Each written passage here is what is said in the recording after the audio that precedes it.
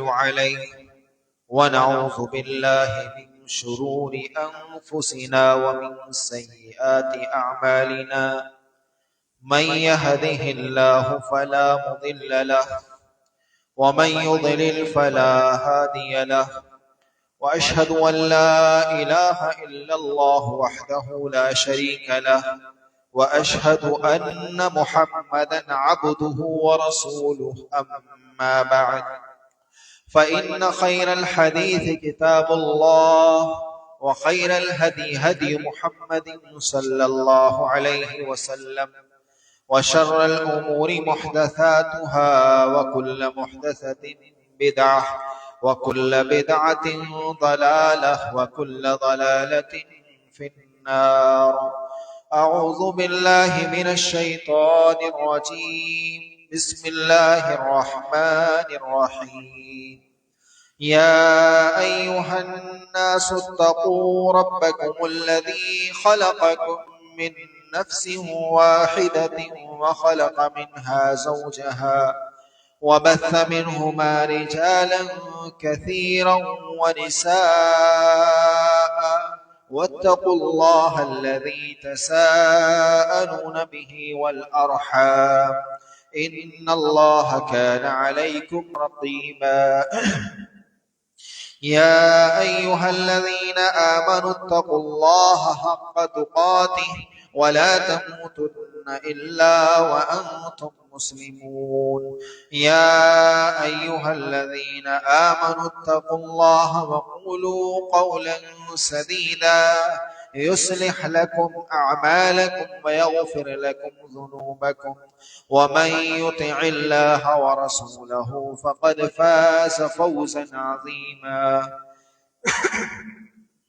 وقال الله تبارك وتعالى في موضع آخر ثم جعلناك على شريعة من الأمر فاتبعها ولا تتبع أهواء الذين لا يعلمون. وعن عائشة رضي الله تعالى عنها قالت قال رسول الله صلى الله عليه وسلم من أحدث في أمرنا هذا ما ليس منه فهو رد. رواه الإمام مسلم رحمه الله. رب اشرح لي صدري ويسر لي أمري واحلل عقدة من لساني يفقه قولي. اللهم رب زدني علما. آمین. ہر قسم کی تعریف و توصیف بڑائی اور بزرگی حمد و ستائش رب العالمین کے لیے بیان کرنے کے بعد بے شمار درود و سلام ہو تمام ہی انبیاء علیہ الصلوۃ والسلام کی جماعت پر، خصوصاً اللہ کے آخری نبی خاتم الانبیاء رحمت للعالمین احمد مجتبی محمد مصطفیٰ صلی اللہ علیہ وسلم کی ذات پر. اللہم صلی وسلم علی حبیبک محمد تسلیما کثیرا کثیرا وبارک علیہ. معزز سامعین کرام، حاضرین جمعہ، بزرگوں اور اسلامی بھائیوں اور معزز خواتین اسلام، بہت جلد ماہ ربیع الاول شروع ہونے والا ہے. آج ماہ سفر کی 30 تاریخ ہے. ماہ ربیع الاول جیسے ہی شروع ہوگا تو بدعات میں سے ایک بڑی بدعت کو عام طریقے سے منانے کا بڑا اہتمام کیا جائے گا.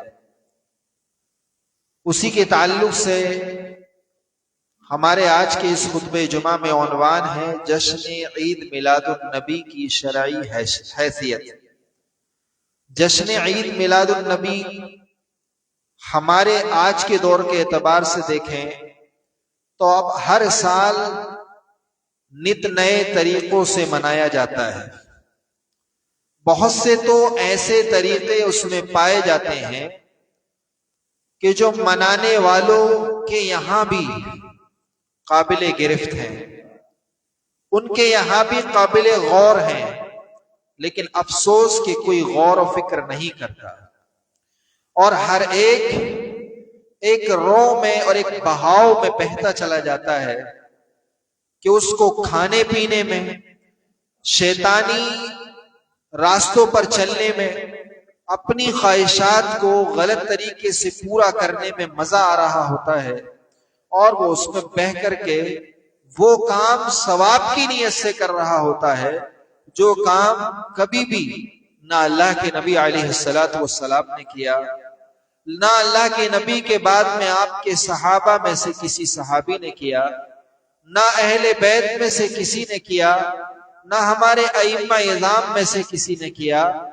نہ اسی طریقے سے بعد کے معتبر علماء کرام میں سے کسی نے کیا۔ یہاں تک کہ اگر اس موضوع کے تعلق سے بات کی جائے تو جمعہ کا وقت اتنا مختصر رہتا ہے، لیکن یہ اتنا طویل موضوع ہے۔ ایک بات تو یہ سمجھنے کی ہوتی ہے اس میں کہ ہم اس کو غلط کیوں کہہ رہے ہیں، یعنی بدعت کیوں کہہ رہے ہیں۔ دوسری بات اس میں سمجھنے کی یہ ہے کہ آخر اس کی ایجاد کب سے ہوئی ہے، اس کے ایجاد کرنے والے کون لوگ ہیں، کہاں سے آیا ہے۔ اسی طرح یہ مسلمانوں میں ایجاد تو کسی اور کے درمیان سے ہوئی، لیکن ہم سنیوں میں، مسلمانوں میں، سنیوں میں، اہل السنہ والجماعہ میں جتنے بھی گروہ آتے ہیں، اہل السنہ والجماعہ میں احناف ہوں، مالکی ہوں، شافعی ہوں، حنبلی ہوں، یہ تمام کے تمام میں اگر پایا جاتا ہے، جیسے کہ احناف میں ہمارے یہاں پایا جاتا ہے، تو ان کے یہاں یہ کہاں سے آیا، کس طریقے سے وجود میں آیا، اگر اس کے بارے میں گفتگو کی جائے تو بہت لمبی گفتگو ہو جاتی ہے۔ اگر صرف ایجاد کی بھی بات کی جائے تو بات بہت لمبی ہو جاتی ہے۔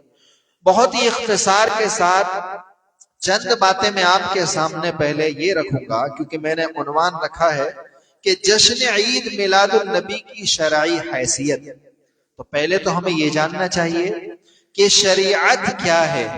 اللہ رب العالمین قرآن مجید میں سورہ جاثیہ کی آیت نمبر 18 میں ارشاد فرماتا ہے ثم جعلناك على شريعة من الأمر فاتبعها ولا تتبع أهواء الذين لا يعلمون۔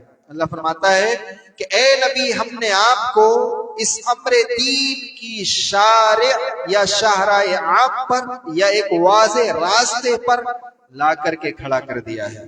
ہم نے اس دین کے معاملے میں ثم جعلناك على شریعة من الامر، امر سے مراد امر اسلام، امر دین، یعنی اس دین کے معاملے میں ہم نے آپ کو ایک واضح راستے پر لا کر کے کھڑا کیا ہے، ہم نے آپ کو ایک واضح راستہ دیا ہے، فاتبعها، اسی کی اتباع کرو۔ کس سے کہا جا رہا ہے؟ نبی سے۔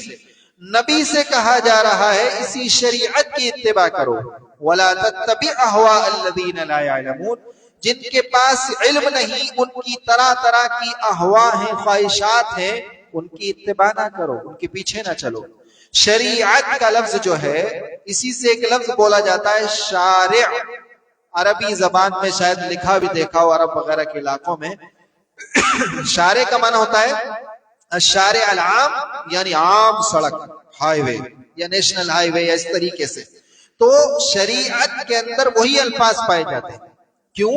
کیونکہ یہ جو ہمیں شریعت ملی ہے ایک ایسا واضح سیدھا راستہ ہے جو ہمیں اللہ رب العالمین تک لے جاتا ہے، اللہ کی رضا تک لے جاتا ہے۔ اس لیے اللہ فرماتا ہے ثم جعلناك على شریعة من الامر، ہم نے اس امر دین میں آپ کو ایک واضح راستے پر لا کھڑا کیا ہے نبی، آپ اسی کی اتباع کریں۔ نبی کو یہ حکم ہے۔ شریعت کس کو کہا جاتا ہے؟ شریعت اگر دیکھا جائے تو علماء اللجنہ دائمہ جو سعودی عرب کی بڑی فتویٰ کمیٹی ہے، ان کی زبان میں یا انہوں نے جو لکھا ہے کہ شریعت کہا جاتا ہے اس کو جو کچھ اللہ رب العالمین نے ہم تمام کو دیا ہے، اس کے رسول نے ہم تمام کو دیا ہے۔ اللہ رب العالمین نے اور اس کے رسول نے ہم تمام کو دیا ہے، اس کو شریعت کہا جاتا ہے۔ اللہ رب العالمین نے جو طریقہ دیا، رسول اکرم صلی اللہ علیہ وسلم نے جو طریقہ دیا، اللہ رب العالمین نے جو اپنی کتاب میں نازل کیا، جس کو دے کر کے رسولوں کو بھیجا اور پھر رسولوں کو بتایا کہ آپ کو اس طریقے پر اس کتاب پر عمل کروانا ہے، اسی طریقے پر عمل کرنے کا نام ہی تو شریعت ہے۔ شریعت کا معنی یہ ہے کہ اللہ نے جو کتاب میں نازل کیا، رسول اکرم صلی اللہ علیہ وسلم کو طریقہ بتا دیا کہ اے نبی اس طریقے پر آپ کو عمل کروانا ہے، اس طریقے پر آپ کو ان لوگوں کی رہنمائی کرنا ہے، اسی رہنمائی کے مطابق چلنے کا نام شریعت ہے، اس کو شریعت کہا جاتا ہے۔ اچھا ایک لفظ ہمیں جاننا چاہیے شریعت ہے کہ سنت کیا ہے؟ سنت کہتے ہیں نبی کریم صلی اللہ علیہ وسلم جو حکم دے دیں یا جو شریعت متعین کر دیں اپنی امت کے لیے، چاہے وہ شریعت متعین ہو آپ کے قول کے ذریعے، زبان کے ذریعے سے، یا آپ کے فعل کے ذریعے سے، یعنی آپ نے زبان سے کچھ نہیں کہا البتہ فعل سے کر کے دکھایا، عمل سے کر کے دکھایا، تو جو کچھ کیا وہ ہمارے لیے شریعت ہے۔ جو آپ نے زبان سے کہا وہ کیا ہے؟ شریعت ہے۔ لوگوں ایسا کرو ایسا کرو ایسا کرو، جس معاملے میں بھی، صرف یہ نہیں کہ نماز کا معاملہ، جو بھی معاملہ ہو، آپ کا معاشرے کا معاملہ ہو، کاروبار تجارت کا معاملہ ہو، یہ سب شریعت ہے جو آپ نے زبان سے کہا، یا اسی طرح آپ نے عمل کر کے دکھایا، یا آپ نے کسی صحابی کو کرتے دیکھا اور آپ نے اس کو نہیں ٹوکا، خاموش رہے، یا آپ صلی اللہ علیہ وسلم کی صفات ہوں۔ صفات کا مطلب کہ آپ صلی اللہ علیہ وسلم کے بال ایسے تھے، آپ صلی اللہ علیہ وسلم کی داڑھی مبارک اس طرح کی تھی، آپ کا چہرہ اس طرح کا تھا۔ اب یہ سنت ہے کہ ہم بھی اسی طرح اپنی صفت کو رکھیں، اپنے آپ کے اندر وہ صفات پیدا کریں۔ یہ تمام چیزیں کیا کہلائیں گی؟ سنت کہلائیں گی۔ بدعت اس کے مخالف چیز ہے۔ بدعت یہ لفظ آیا ہے ابتداع سے۔ قرآن مجید میں سورہ بقرہ کی آیت نمبر 117 میں اللہ ارشاد فرماتا ہے بدیع السماوات والارض، کہ اللہ آسمانوں زمین کا بدیع ہے۔ وہی الفاظ با دال عین، بدیع مانا یعنی اللہ نے ان آسمان و زمین کو ایجاد کیا ہے، وجود بخشا ہے۔ کیا اس سے پہلے آسمان و زمین موجود تھے؟ کیا اس سے پہلے کہیں پر کسی دنیا میں پائے جاتے تھے؟ نہیں، کوئی وجود نہیں تھا۔ اللہ نے ان کو وجود بخشا ہے، ان آسمان و زمین کو۔ تو اللہ کیا کہا جاتا ہے؟ بدیع۔ اسی سے لفظ بدعت یعنی ایسا کام جو پہلے نہ اللہ سے ملتا ہے، جو نہ رسول اللہ صلی اللہ علیہ وسلم سے ملتا ہے۔ اس لیے بدعت کی تعریف یہ تو لغت کے اعتبار سے، اصطلاح کے اعتبار سے کی جاتی ہے، یعنی ایسا کام جو اللہ نے مشروع نہیں قرار دیا اپنی کتاب میں، نہ اپنے نبی کی زبان پر، نہ کتاب میں ملتا ہے، نہ نبی کی زبان سے ملتا ہے، چاہے اس کا تعلق عقیدے سے ہو یا اسی طرح کسی فرمان سے ہو یا کسی فعل سے ہو۔ وہ اگر اللہ کی کتاب میں نہیں، وہ نبی کی زبان سے جاری نہیں ہوا، نبی کی زندگی سے نہیں ملتا، تو یہی تو بدعت ہے۔ اس کو اور وضاحت سے کہا جاتا ہے کہ یعنی دین کے مکمل ہو جانے کے بعد، اور یہ مکمل ہے یا نہیں ہے؟ ہم جانتے ہیں مکمل ہے۔ سورہ مائدہ کی آیت میں 2 میں اللہ ارشاد فرماتا ہے یہ دین مکمل ہے۔ تو یہ دین مکمل ہو جانے کے بعد اس کے اندر زیادتی کرنا، اور آگے کہتے ہیں تعریف کرتے علماء، اور وہی علی سبیل القربہ، ما فعل الانسان علی سبیل القربہ، یعنی قربت حاصل کرنے کے لیے، تقرب حاصل کرنے کے لیے، کہ اس سے مجھے اللہ کا تقرب ملے گا، اللہ کے قریب ہو جاؤں گا، اس سے مجھے ثواب ملے گا، یہ سمجھ کر کے کسی کام کو کرنا، یہی کام بدعت کہلاتا ہے۔ کیونکہ اگر وہ ثواب کا کام ہوتا تو اللہ رب العالمین ہمیں بتا دیتا قرآن میں، رسول اللہ صلی اللہ علیہ وسلم ہمیں بتا دیتے، صحابہ کو بتا دیتے، صحابہ کرام اس کے مطابق زندگی گزارتے، لیکن یہاں سے کہیں نہیں ملتا، تو یہی تو زیادتی ہے، یہی تو بڑھوتری ہے۔ تو یہ ہے بدعت کی تعریف۔ بدعت کی 2 قسمیں آپ کو بنیادی طور پر جاننا چاہیے۔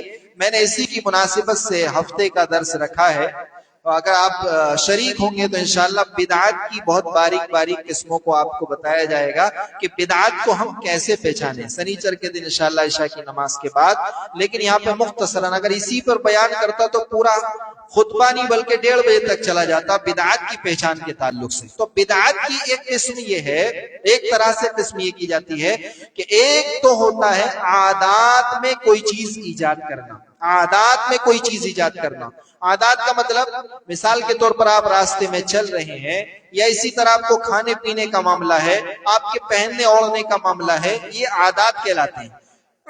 یا اسی طرح لین دین کا معاملہ ہے، تجارت ہے، یہ کیا کہلاتے ہیں؟ عادات کہلاتے ہیں، جو آدمی کے روزمرہ کے کام میں، اس کی زندگی میں شامل ہے، عادات میں ہے۔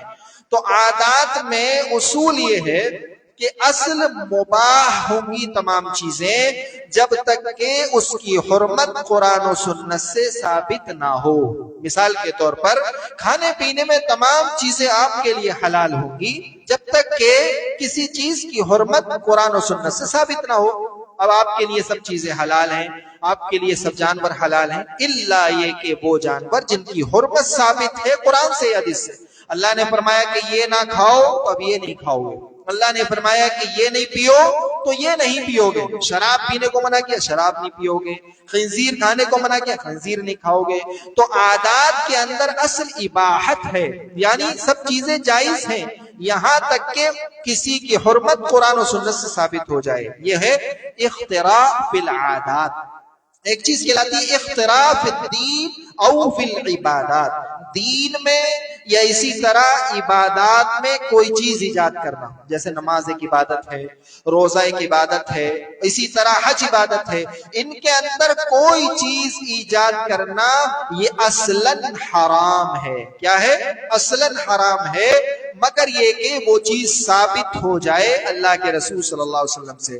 اب اگر کوئی شخص مثال کے طور پر عبادت میں نماز کے معاملے سے آپ سمجھئے کہے کہ میں 2 رکعت فجر میں پڑھتا ہوں، عصر میں 4 پڑھتا ہوں اور ظہر میں 4 پڑھتا ہوں، لیکن سارے دن میں نے جفت جوڑا نماز پڑھی ہے تو میں مغرب میں بھی جوڑا ہی پڑھوں گا، 3 نہیں میں 4 پڑھوں گا۔ کیا حرج ہے بھائی؟ میں 4 پڑھوں گا، کیا حرج ہے؟ میں نے ایک زیادہ ہی تو کیا ہے، کم تو نہیں کیا ہے۔ میں نے ایک زیادہ کرنے کے لیے اپنا وقت لگایا، اپنے بدن کی محنت لگائی، اس میں کیا حرج ہے؟ لیکن عبادات میں اصل حرمت ہے، عبادات میں اصل حرمت ہے، عبادات میں اصل چیز یہ ہے کہ وہ حرام ہوگی جب تک کہ اللہ اور اس کے رسول سے ثابت نہ ہو۔ تو یہ آپ کا 4 رکعت پڑھنا اس لیے حرام ہوگا اس لیے کہ 4 رکعت پڑھنا اللہ کے نبی سے ثابت نہیں ہے۔ تو عبادات جتنے بھی ہیں ان کے ثبوت کے لیے دلیل چاہیے۔ دوسرے انداز میں آپ بتا رہا ہوں میں آپ کو کہ عبادات میں جو کام بھی آپ کو کرنا ہے، نماز پڑھنی ہے کیسے پڑھنی ہے اس کے ثبوت کی دلیل چاہیے، ایسے پڑھنی ہے۔ روزہ رکھنا کیسے رکھنا ہے اس کے ثبوت کی دلیل چاہیے، ایسے رکھنا ہے، ان دنوں کا رکھنا ہے اس کے ثبوت کی دلیل چاہیے۔ تو عبادات میں اصل کیا ہے؟ حرمت ہے جب تک کہ اس کو حلال کرنے کی کوئی دلیل قرآن و سنت سے ثابت نہ ہو۔ تو آپ 3 کو 4 نہیں کر سکتے جب تک کہ قرآن سے ثابت نہ ہو، نہیں کر سکتے ہیں آپ۔ تو یہ سمجھیے بدعات کی مختصر تفصیل۔ اس کے بعد آج کے آپ اپنے دور اپنے سماج پر آتے ہیں کہ اگر ہم اپنے سماج کی اس جشن عید میلاد النبی کے اعتبار سے بات کریں تو ہمارے سماج سے ایک سوال ہوتا ہے یا ہم سوال کرتے ہیں، یہ آپ کو کرنا چاہیے کہ دیکھیے آپ کہتے ہیں یہ عید میلاد النبی ہے، تو ہم نے دیکھا ہے کہ شریعت میں ہماری 2 عیدیں اور ہیں، 2 عیدیں آپ کی اس عید کے علاوہ، حالانکہ وہ 2 عیدیں ہی اصل ہیں۔ کون سی؟ عید الفطر اور دوسری عید الاضحیٰ۔ اب اللہ کے رسول صلی اللہ علیہ وسلم نے عید الفطر کا طریقہ بتایا، عید الاضحیٰ کا طریقہ بتایا۔ عید الفطر میں بتایا کہ آدمی کھائے پیے کچھ میٹھا جیسے کہ کھجور کھائے اور پھر عیدگاہ کی طرف نکل کے جائے، پہلے 2 رکعت نماز پڑھے، پھر خطبہ سنے، امام ہے تو خطبہ دے، تکبیرات کہتا ہوا جائے۔ عید الاضحیٰ میں کیا ہے کہ خالی پیٹ رہنے کی کوشش کرے، اپنی قربانی کا گوشت کھائے، جا کر کے 2 رکعت نماز پڑھے، قربانی نماز کے بعد کرے۔ اب بتائیے آپ کی اس عید میلاد النبی کا کون سا طریقہ نبی نے بتایا؟ کب پڑھنا چاہیے نماز؟ کوئی نماز ہے یا نہیں ہے؟ کب پڑھی جائے گی؟ اچھا آپ دیکھیے کہ ساری عید ہماری جو دونوں عیدیں ہیں، عید الفطر اور عید الاضحیٰ ہو، وہ کب منائی جاتی ہے؟ وہ دن میں منائی جاتی ہے، اور کتنے مبارک وقت میں؟ فجر کے وقت میں منائی جاتی ہے۔ کب؟ فجر کے وقت میں۔ کیا تیاریاں فجر کے وقت میں نہیں ہوتی ہیں؟ فجر کے وقت میں ہوتی ہیں، اور فوراً سورج نکلنے کے بعد، جبکہ وہ سب سے پاک وقت ہوتا ہے۔ کیا ہوتا ہے؟ سب سے زیادہ پاک وقت ہوتا ہے، سب سے زیادہ گناہوں سے پاک وقت ہوتا ہے۔ اس وقت میں وہ عبادت کی جاتی ہے، عید منائی جاتی ہے۔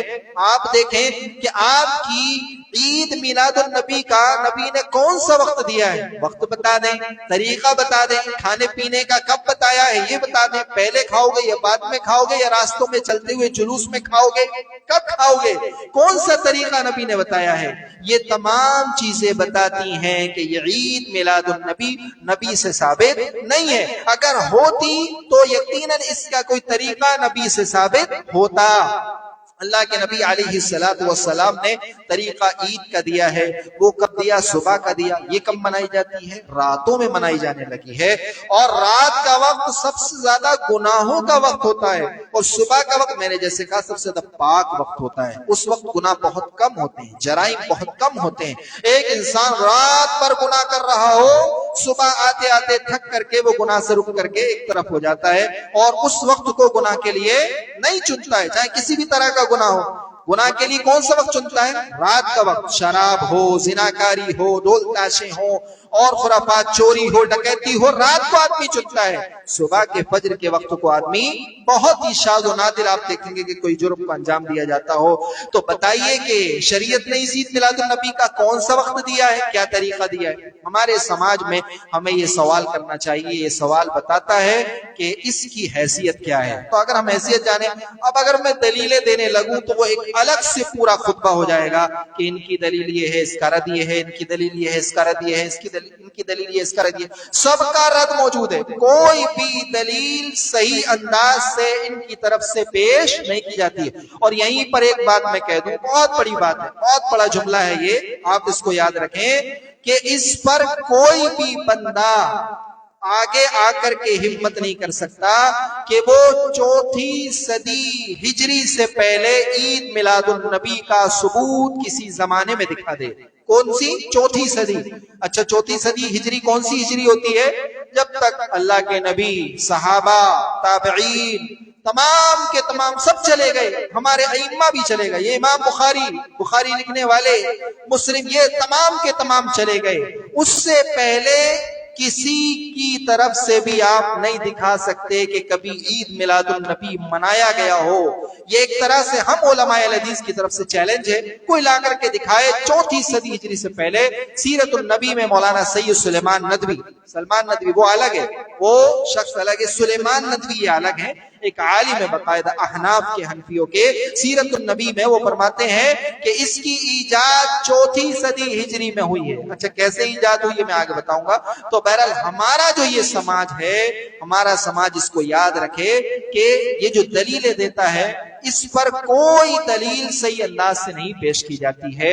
میرے بھائیوں، جو ان کی دلیل ایک پیش کی جاتی ہے، میں جو الگ طرح کی دلیلوں کی بات کر رہا ہوں، ایک تو یہ جو میں نے بات بتائی صبح والی اور طریقے والی، ایک دوسری یہ کہ کہتے ہیں کہ حرج ہی کیا ہے، اگر کوئی خوشی منا رہا ہے تو کیا آپ کو نبی کی خوشی نہیں ہے؟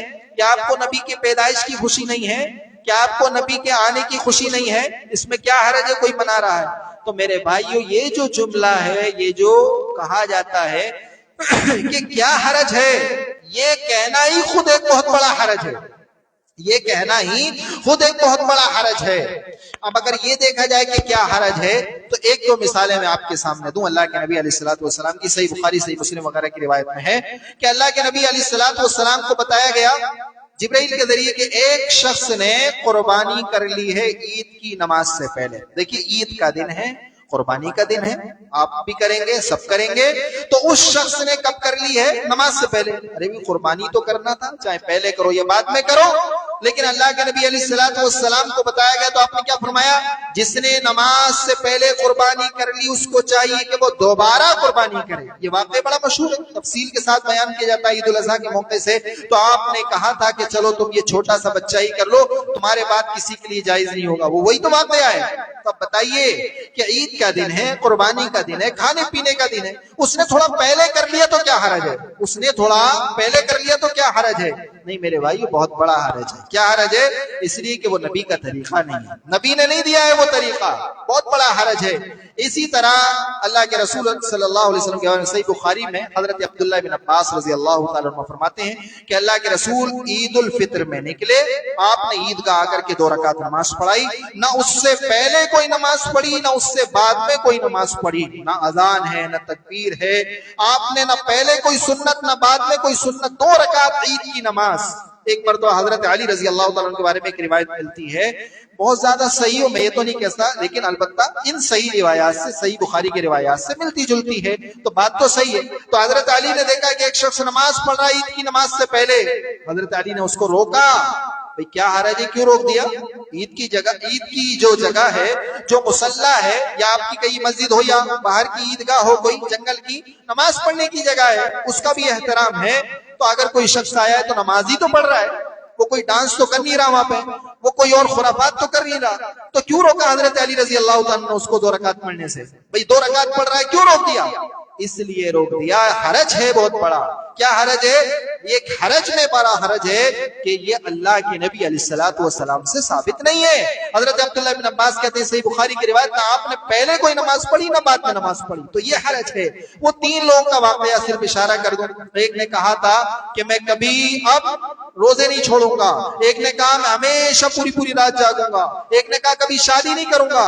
صحیح بخاری وغیرہ کی روایت. اللہ کے رسول صلی اللہ علیہ وسلم کو پتا چلا, آپ نے کہا, آپ غصے میں آ گئے, تم نے کہا ایسا, تو بتائیے اگر انہوں نے ایسا کہا تھا تو کیا حرج ہے؟ ایک کہہ رہا ہے کہ میں ہمیشہ نماز پڑھوں گا, کیا حرج ہے؟ پوری رات پوری زندگی نماز پڑھوں گا, کیا حرج ہے؟ ایک نے کہا میں کبھی شادی نہیں کروں گا, کیوں نہیں کروں گا؟ نیت اچھی ہے اس کی, تاکہ میں دین کا کام زیادہ کر سکوں اور میں گھر بار میں مشغول نہ ہو سکوں. ایک کہہ رہا ہے کہ میں ہمیشہ روزے رکھوں گا, کبھی بھی روزے نہیں چھوڑوں گا, یعنی نفل روزے کبھی بھی نہیں چھوڑوں گا. بتائیے کوئی حرج ہے؟ وہ نیک کام کو ہی تو کہہ رہے ہیں تینوں کے تینوں, تو پھر کیا حرج ہے اس میں؟ لیکن حرج ہے. حرج یہ ہے کہ اللہ کے رسول نے فرمایا, لوگوں میں تم میں سب سے زیادہ اللہ سے ڈرنے والا ہوں, لیکن میں روزے رکھتا بھی ہوں, چھوڑتا بھی ہوں, نفل روزے لگاتار نہیں رکھتا. اسی طرح میں نے شادیاں بھی کی ہیں, تم کہہ رہے ہو کہ شادی نہیں کروں گا, اور اسی طرح میں رات کو عبادت بھی کرتا ہوں اور سو بھی جاتا ہوں. اور آپ نے فرمایا جو میری سنت سے اعراض کرے وہ مجھ میں سے نہیں ہے. تو یہ بہت بڑا حرج ہے, یہ حرج نہیں ہے, بہت بڑا حرج ہے. اب لوگ پتہ نہیں کہاں کے دلائل دیتے ہیں. اچھا ایک واقعہ اور بڑا عبرتناک ہے, وہ بھی مختصراً سنن دارمی کے مقدمے میں موجود ہے, غالباً حدیث نمبر 204 پر. تو حضرت عبداللہ بن مسعود رضی اللہ تعالیٰ عنہ کا واقعہ ہے. حضرت عبداللہ بن مسعود رضی اللہ تعالیٰ عنہ کو پتہ چلتا ہے کہ کچھ لوگ مسجد میں بیٹھے ہوئے ذکر کر رہے ہیں. یہ بڑا عبرتناک واقعہ ہے اور اس میں ہمارے لیے بہت سی نصیحتیں. ذکر کر رہے ہیں, کیسے ذکر کر رہے ہیں؟ دیکھا فجر کا وقت ہے, داخل ہوئے تو دیکھا کہ فجر کے وقت میں زیادہ تر ذکر و اذکار مساجد میں بعد میں لوگ کرتے رہتے ہیں. فجر کا وقت ہے, لوگ ذکر و اذکار کر رہے ہیں. کیسے؟ ایک شخص کہہ رہا ہے اس میں پڑھو لا الہ الا اللہ, تو سب کہہ رہے لا الہ الا اللہ. پڑھو سبحان اللہ اتنی مرتبہ, تو سب کہہ رہے سبحان اللہ. اور یہ پڑھو وہ کہتا ہے, اور سب اکٹھا ہو کر کے ذکر و اذکار کر رہے ہیں. حضرت عبداللہ بن مسعود رضی اللہ تعالیٰ عنہ آتے ہیں. بتائیے کوئی حرج ہے اس میں؟ کوئی حرج ہے کہ ایک شخص کہہ رہا ہے یہ پڑھو اور سارے کے سارے پڑھ رہے ہیں؟ کیا حرج ہے؟ کوئی گناہ کا کام کر رہے تھے, وہ کوئی غلط کام کر رہے تھے, کیا حرج ہے اس میں؟ نہیں حرج ہے. حضرت عبداللہ بن مسعود رضی اللہ عنہ فرمایا یہ طریقہ نبی نے نہیں دیا, نبی نے یہ طریقہ دیا اتنی مرتبہ پڑھو, چپ چاپ اپنا اپنا پڑھو. یہ اجتماعی جو ذکر کر رہے ہو, اکٹھا ہو کر کے ذکر کر رہے ہو, یہ طریقہ کبھی نبی نے اختیار نہیں کیا. آپ صحابہ کے درمیان فجر بعد بیٹھے رہتے, بس اوقات کسی کا خواب سنتے, کسی کی تعبیر بتاتے, لیکن آپ نے کبھی نہیں کہا کہ اتنی مرتبہ یہ کہو, اتنی مرتبہ یہ کہو, اور سب کہہ رہے ہو اکٹھا ہو کر. کسی نے نہیں کہا, تو تم کیوں کہہ رہے ہو؟ وہ طریقہ کیوں اختیار کر رہے ہو؟ حضرت عبداللہ بن مسعود رضی اللہ عنہ اتنا غصہ ہوئے اور کہا انہوں نے کہ ابھی تو نبی کے کپڑے بھی خراب نہیں ہوئے ہیں, بوسیدہ نہیں ہوئے ہیں, پرانے نہیں ہوئے ہیں, برتن بھی آپ کے پرانے نہیں ہوئے ہیں, یعنی ابھی نبی کی آثارات اور نشانیاں موجود ہیں, تم اتنی جلدی بدل گئے. تم یہ جو تسبیحات گن رہے ہو اس سے بہتر ہے کہ تم اپنے گناہ گنو تو تم جنت میں چلے جاؤ گے. کیا کہہ رہے ہیں؟ میں تمہیں ضمانت دیتا ہوں کہ تم یہ مت گنو, تو اپنے گناہ گن لو, اس سے بہتر ہے. اور ان لوگوں نے کیا کہا حضرت عبداللہ بن مسعود رضی اللہ تعالیٰ عنہ سے؟ یہ جملہ ایک دھیان رکھنے والا ہے. انہوں نے کہا اے ابو عبد الرحمن ما اردنا الا الخیر, ہمارا تو ارادہ بھلائی کا تھا, خیر کا تھا, ہم برا ارادہ رکھ کر کے ایسا نہیں کر رہے. تو حضرت عبداللہ بن مسعود نے کہا کم من مرید للخیر لیصیبہ, کتنے بھلائی کو چاہنے والے ہیں کہ بھلائی ان کو نہیں ملتی ہے, بھلائی کا ارادہ رکھتے ہیں لیکن طریقہ غلط ہے ان کو بھلائی حاصل کرنے کا, نیکی حاصل کرنے کا, ثواب حاصل کرنے کا, لہذا ان کو وہ ثواب نہیں ملتا ہے. ایسے بہت سارے دلائل دیے جاتے ہیں. ایک بڑے بے تکے دلائل میں سے دلیل دی کسی نے, ہر سال آتی ہے, اس سال بھی آئے گی, کہ دیکھو سعودی عرب میں حب الوطنی کا جشن منایا جا رہا ہے, وطن سے محبت کا. وہ کیا ہو رہا ہے وہ الگ چیز ہے, ہمارے لیے نہ وہ دلیل ہے. اب اس کو کیا کہتے ہیں؟ اس کو کہتے ہیں جب حب الوطنی کا جشن منایا جا سکتا ہے تو کیا عید میلاد النبی کا جشن نہیں منایا جا سکتا؟ کیسی بیتوں کی بات ہے؟ حب الوطنی، وطن سے محبت کا جشن آپ بھی منا رہے، وہ بھی منا رہے، وہ الگ بات ہے کہ منانے کا حکم کیا ہے وہ ایک الگ چیز ہے، لیکن اس سے ایک غلط کام سے دوسرا غلط کام جائز ہو جائے گا، ایک غلط کام سے دوسرا غلط کام جائز ہو جائے گا۔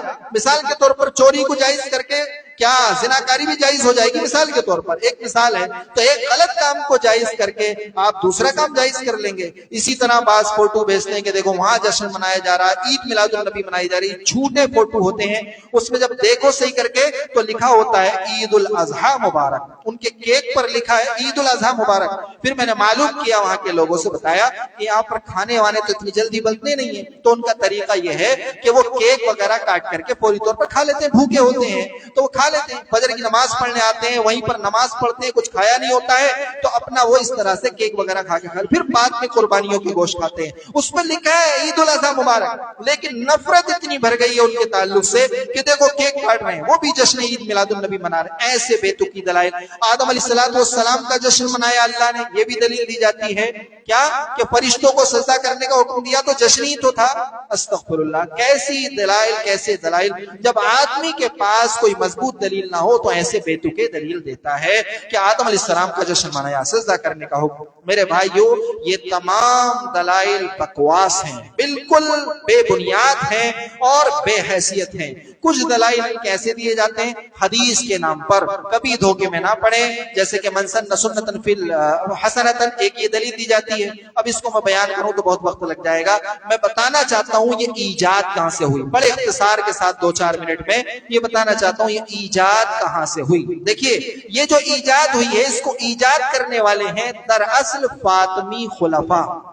کون لوگ؟ فاطمی خلفاء، جن کو عبیدی کہا جاتا ہے۔ کیا کہا جاتا ہے؟ عبیدی۔ حضرت فاطمہ رضی اللہ تعالیٰ عنہ سے محبت کے نام پر، اہل بیت کے نام پر یہ لوگ نکل کر کے آئے۔ ان کا جو حکومت کا سلسلہ ہے وہ چلا ہے 363 سے 567 تک، ہجری تک، اس کے درمیان یہ رہے ہیں۔ تو ان لوگوں نے اس کو ایجاد کیا ہے، ان لوگوں نے ایجاد کیا ہے۔ اگر آپ دیکھیں گے تو امام تقی الدین المقریزی، جن کی وفات ہے 845 ہجری میں، انہوں نے لکھا کہ انہوں نے ہی ایجاد کیا ہے۔ کون لکھ رہا ہے؟ اتنا پرانا امام، 845 ہجری میں اس کا انتقال ہے، وہ لکھ رہا ہے اپنی الخطط المقریزیہ میں کہ انہوں نے ایجاد کیا ہے۔ اسی طرح امام احمد بن احمد الفزاری، جن کی وفات 821 ہجری میں، وہ لکھ رہے ہیں کہ ان کے دور میں ایجاد ہوا فاطمی خلفاء کے، اور 300 بڑے بڑے کڑاؤ کہیے، میں آپ کی زبان میں کہہ رہا ہوں، 300 بڑے بڑے پیتل کے برتن، کڑاؤ، دیگیں، ان میں طرح طرح کے اعلیٰ قسم کے شکر سے حلوہ بنایا جاتا تھا، اور ارباب رسوم اور ارباب حکومت کو بانٹا جاتا تھا۔ جو حکومت کے بڑے بڑے عہدیداران ہیں ان کو بانٹا جاتا تھا، اب وہ سارے کے سارے خوش ہیں، ان کو کھانے کو مل رہا ہے۔ ان لوگوں نے اس کو ایجاد کیا ہے۔ یہ فاطمی خلفاء کون ہیں؟ ان کے بعد اچھا، اسی سے ملتی جلتی بات میں پہلے بتا چکا کہ سید سلیمان ندوی جو کہتے ہیں سیرت النبی میں کہ 4 صدی ہجری میں اس کا ایجاد ہوا ہے، تو 363 سے 567 تک ان کا دور رہا ہے۔ تو بہرحال اسی دور میں یہ ایجاد ہوئی ہے فاطمی خلفاء۔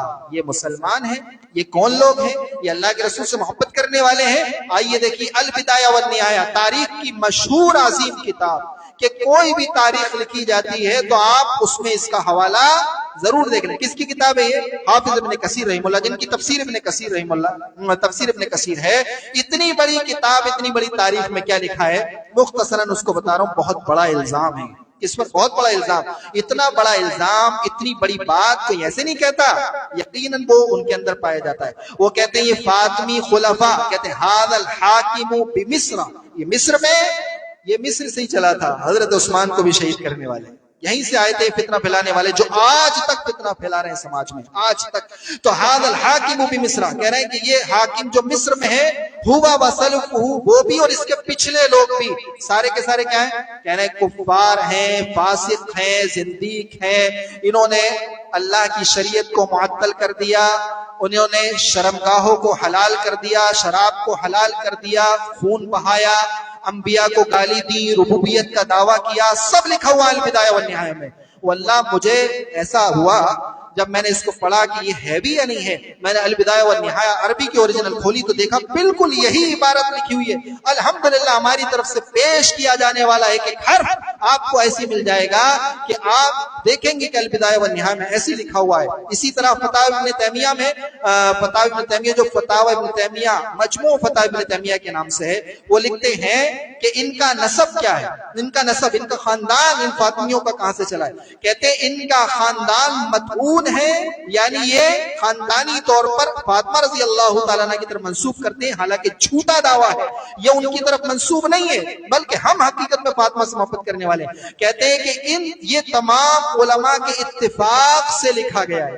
کیا لکھتے ہیں آگے امام ابن تیمیہ رحمہ اللہ؟ تمام علماء کا اس بات پر اتفاق، کس کا؟ کہتے ہیں مالکیہ ہوں، شافعیہ ہوں، حنفیہ ہوں، حنبلی ہوں، تمام کا علماء نسب یعنی نسب کے جاننے والے ماہرین ہوں، اسی طرح اور علماء کلام ہوں، سب کے نزدیک یہ لکھا ہوا ہے کہ ان کا نسب یہ صحیح ثابت نہیں ہے فاطمہ رضی اللہ تعالیٰ عنہ تک۔ اور اس سے پہلے جملہ آپ نے کیا دیکھا امام ابن کثیر رحمہ اللہ کا کہ یہ زندیق ہیں، کفار ہیں، فساق ہیں۔ یہ تھوڑی بات ہے، یہ بہت بڑی بات ہے۔ اور کہہ رہے ہیں کہ 402 ہجری میں ان کے خلاف فتویٰ لکھا گیا اور سب علماء موجود تھے، یہ ایجاد کرنے والے ہیں۔ مسلمانوں میں کیسا آیا؟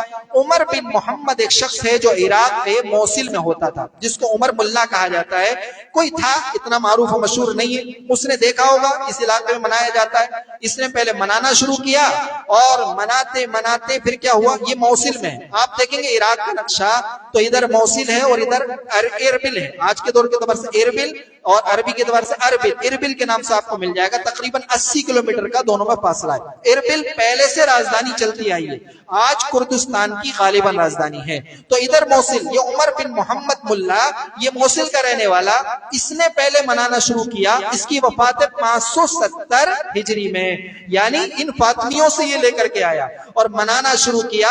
اچھا، ایک بادشاہ اربل کا جو راجدھانی کا حکومت سنبھالنے والا مسلمانوں کا سنیوں کا ہوتا تھا، عمر بن محمد بھی یہ سنیوں کا ہے، میں آپ بتا رہا ہوں سنیوں میں کیسے آیا۔ تو اس بادشاہ نے، جس کو ابو المظفر کوکپوری کہا جاتا ہے، اس بادشاہ نے اس عمر بن محمد کو فنڈنگ کی، یعنی پیسہ دیا، اور جب پیسہ دیا تو اس بدعت نے بہت بڑا رواج پکڑ لیا، اور اس طرح یہ بادشاہ بہت خرافات کرتا تھا، ناچ گانے کرتا تھا، اس کو ایک ناچ گانے کا موقع مل گیا۔ اس بادشاہ کی وفات 630 ہجری میں، تو اس بادشاہ نے باقاعدہ سرکاری طور پر اس کو منانا شروع کیا۔ اچھا، اسی بادشاہ کے اربل سے ایک دن گزر رہے تھے ابو الخطاب ابن دہیہ کلبی، جو اتفاقاً جھوٹا راوی ہے، جس کی وفات ہے 645 میں، جس کی وفات ہے 645 ہجری میں، وہ یہاں سے گزرا، اس نے دیکھا بادشاہ یہ خوشیاں مناتا ہے، تو اس نے ایک کتاب لکھ دی التنویر فی مولد السراج المنیر، التنویر فی مولد السراج المنیر کے نام سے، یعنی اللہ کے رسول کی میلاد منانے کے بارے میں ایک روشن چراغ، اس کے نام سے اس نے کتاب کا ٹائٹل رکھا، اور کتاب لکھ کر کے اس ابو المظفر کوکپوری کو، اس بادشاہ کو پیش کی۔ اس نے 1000 دینار انعام میں دیے۔ اس طرح یہ فتویٰ دے دیا ایک عالم نے جو کہ جھوٹا راوی ہے۔ سب کا اتفاق ہے کہ ابن دہیہ کلبی، بچہ اسٹوڈنٹ ہر جو بھی مدرسے میں پڑھتا ہے، اگر حدیث کے ہلکے سے بھی وہ علم میں گیا ہے تو پھر وہ ہر ایک جانتا ہے کہ ابن دہیہ کلبی کیا ہے، جھوٹا راوی ہے۔ اس نے اس کے جائز ہونے کا فتویٰ دیا۔ اس طرح سنیوں میں آیا، تو یہ ایجاد کس نے کیا تھا؟ شیعوں نے کیا۔ عمر بن محمد نے، جس کی وفات 570 میں، اس کو پہلے سنیوں میں سے منایا، اور کوکپوری بادشاہ نے، جس کی وفات 630 ہجری میں، اس کو سرکاری طور پر منانا شروع کیا اور اس کا فتویٰ دیا، یعنی یہ کہیے کہ اس کے بارے میں کتاب لکھی، جو پہلی کتاب ہے دنیا کی، اس سے پہلے کبھی نہیں لکھی گئی، التنویر فی مولد السراج المنیر کے نام سے، جس کی وفات ہے 645 ہجری میں۔ اس نے گویا فتویٰ دیا، انعام پایا بادشاہ کو خوش کرنے کے لیے، یہ اس کی ایجاد ہے۔ میرے بھائیو، ہم کہاں جا رہے ہیں؟ ہم نے دیکھا کھانا پینا مل رہا ہے، بریانیاں مل رہی ہیں، حلوے مل رہے ہیں، اور ہم نے خوب اچھے سے اس کو منانا شروع کر دیا۔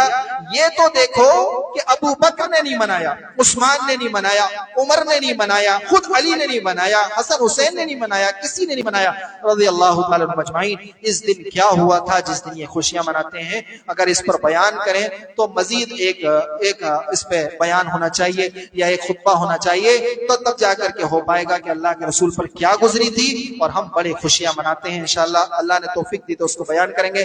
اللہ سے دعا ہے کہ اللہ تبارک و تعالی ہم تمام کو بدعت کو بدعت سمجھنے اور ہم تمام کو کلی طور پر اس سے اجتناب اور پرہیز کرنے کی توفیق عطا فرما۔ رب العالمین ہم تمام کو سنت رسول صلی اللہ علیہ وسلم کو سمجھنے اور صحیح انداز سے سنت رسول پر عمل پیرا ہونے کی توفیق عطا فرما۔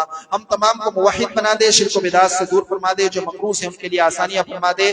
رب العالمین جو کاروبار سے پریشان ہیں اللہ ان کے حلال کاروبار میں برکت عطا فرما دے، ان کو حلال روزی عطا فرما دے۔ جو مسلمان کسی بھی جگہ کسی بھی ملک میں کسی بھی علاقے میں پریشان ہیں مظلوم ہے اللہ ان کی اپنی غیب سے مدد فرما دے، ظالموں کی سازشوں کو ناکام و نامراد بنا دے۔ رب العالمین جو بیمار ہیں ان کو شفاء کاملہ عاجلہ عطا فرما دے اور ان کی بیماریوں کو ان کے لیے کفارہ سیئات بنا دے، اور ہم تمام کو اچھے اعمال کرنے کی، نماز پڑھنے کی جو اہمیت رکھتے ہیں شریعت کی نظر میں اللہ ان کی توفیق عطا فرما دے۔ رب العالمین ہم تمام کو کہنے اور سمجھ زیادہ عمل کی توفیق عطا فرما دے اور ہمارے اعمال کو اپنے فضل و کرم سے قبول فرما لے۔ آمین۔ واخر دعوانا الحمدللہ۔